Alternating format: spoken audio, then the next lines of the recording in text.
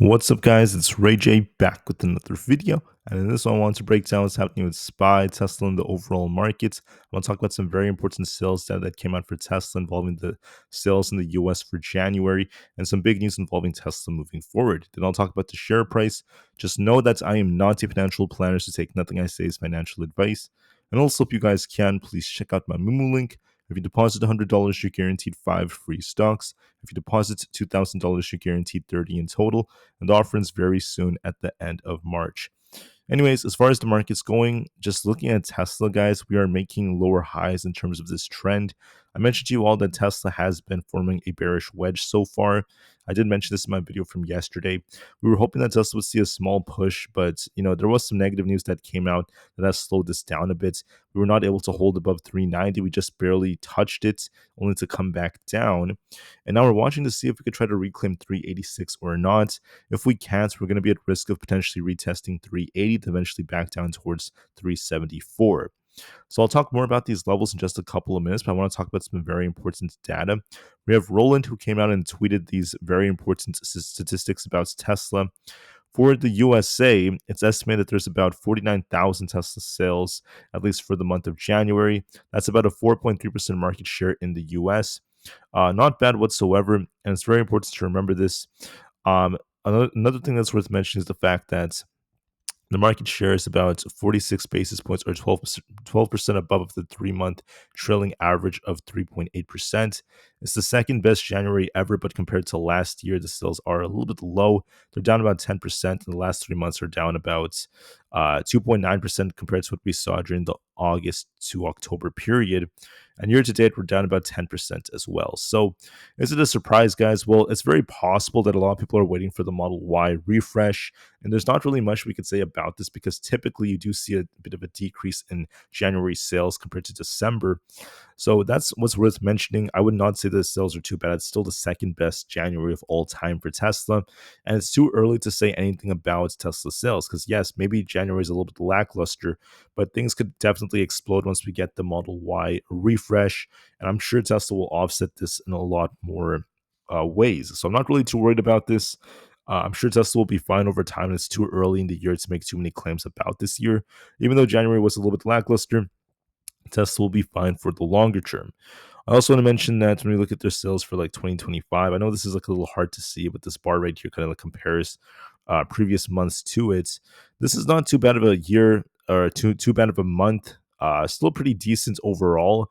So don't let all these mainstream news like really get the best of everything.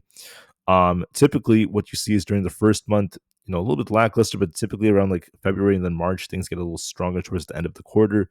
Let's hope we get a stronger next 2 months for Tesla. And then starting off with the year, at least for 2025, I don't think it's really easy to see this yet. This is like where this dot is right here for their sales. We'll see how they start continuing as time goes on, especially in total. But for the US, sure, there's a slight decline compared to last year. We could admit that, but it doesn't really worry me too much. Like I said before, what's going to matter a lot more is going to be what we see for the end of the quarter and then many quarters to come. There could be a slow start, but a very strong finish for Tesla with the new Model Y coming out, so I'm not really too worried. We also have this tweet right over here where they're talking about the supercharger stations relative to the connectors. So what's important about this is Tesla has a bunch of these stations. They have over 7,000 of them. And what's important about that is the connectors are now surpassing 65,000. So it's going to help to keep up with demand as they continue to expand this. There's been more talk about European sales. They've been a little bit challenging so far, especially in Sweden, France, and other key markets. Yes, a little bit more challenging, but we'll see how things develop over time when the Model Y refresh comes. So I'm going to be waiting for that to really make any claims about this. But for now, yes, there's headlines talking about how their sales are just kind of struggling right now, this and that. We also saw their volume in sales drop to about 44% in Sweden and about 63% in France. So this is just to start things off. It's not the end of the world, guys. Tesla is going to be fine. This is just what we're seeing for the shorter term. To help offset these changes, Tesla is now cutting many of the lease prices for the Cybertruck and many of their other models. So the base all-wheel drive Cybertruck can now be launched and leased for as low as about $987 with no down payment. Leasing a Cyberbeast without a down payment now costs about $1,200 per month for 36 months. And the Cybertruck Foundation Series buyers now get free vinyl wrap as Tesla moves its inventory. So they're trying to get more sales, but by decreasing the leasing costs, that's going to hopefully help their sales go up, at least for the time being. There was also this news I talked about in the morning about how the Cybertruck is now securing the $7,500 tax credit. Good piece of news for them. We'll see how long this lasts under the next administration. And for the most part, I think this is good news. If anything, now looking at the price, you could actually get the all-wheel drive Cybertruck for about $72,490 with the federal tax credit. That's a big decrease compared to the $79,990 price from before. So hopefully this lasts a longer period of time to get those sales up. We'll see how long it lasts under Trump's administration. With that being said, we also got the JOLTS job openings and job quits. Openings were a little bit below expectations, not too bad. Job quits were also slightly above expectations. Once again, not too bad whatsoever. That's pretty much it for our data and news. So what do I see for the share prices? Unfortunately, Tesla's not holding above 390. We're actually below our 200 EMA. So it's showing some weakness, and this is at risk of dipping to the low 380s. I would say Tesla's doing a lot of shuffling with the markets, but there is a downtrend in terms of the share price since December. Since mid-December, Tesla's been making lower highs like this. So please keep that in mind. There's going to be a risk of us dipping lower if 380 fails us. And because we're below our 200 EMA at 386, there's going to be a risk of a little bit more downside looking at the chart. Now, as far as SPY is going, this is looking bullish, but the question is, can we hold above 601.13? That's going to be our 20 EMA. As long as we hold above this, we're looking for an attempt to get back up towards the 604s. And if we don't hold this, we could be dipping back down to 598 or below. As of right now, we're holding up very nicely and we're favoring upside a bit more despite the Chinese tariffs going up. The market saw a small dip, then it just got bought back up. So for now, we're doing a good job at holding up. We'll see if we could hold above the 60 601s. So I hope that this continues to hold up and we're going to be looking more bullish. On the QQQ, as long as we're above 521, we're favoring 525 as our target and eventually 528. If we lose 521, we could turn back down, but we're still looking bullish. So I think we're doing a good job. On the Russell 2000, we're looking for a 226.5 as our resistance. If that breaks, we're looking for more upside. If we turn back down, lose 225, we could be once again dipping. But I think this is favoring upside for 226.5 or above. We're doing a good job right over here. On ES, we have to try to hold above 6,055. As long as we hold that, we're looking for an attempt to push for 6,100.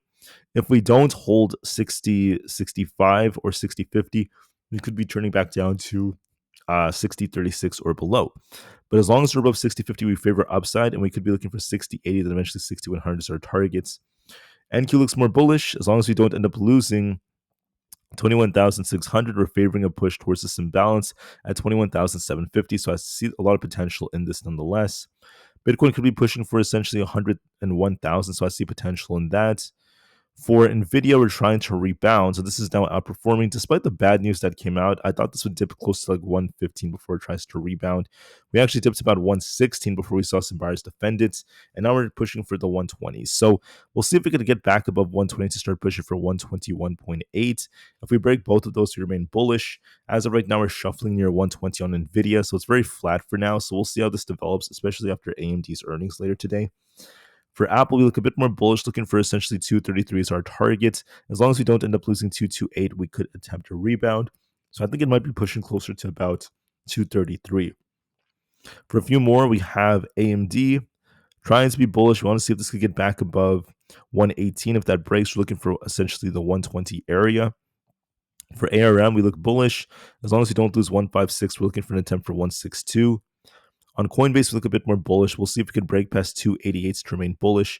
I think it might be retesting that resistance and trying to fill this gap to about 290. So there could be some upside. Amazon's breaking all-time highs. Going to be looking for 245. That's a really, really nice target.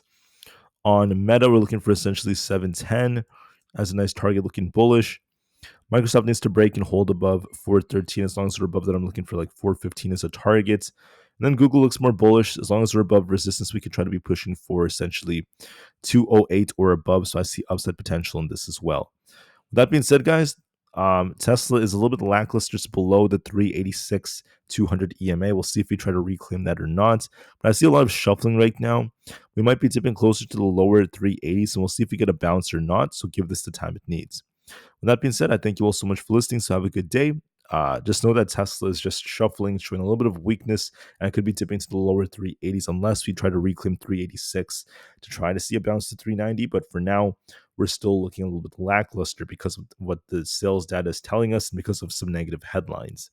With that being said, have a good day, guys. I'll see you guys very soon in the next one. Peace out.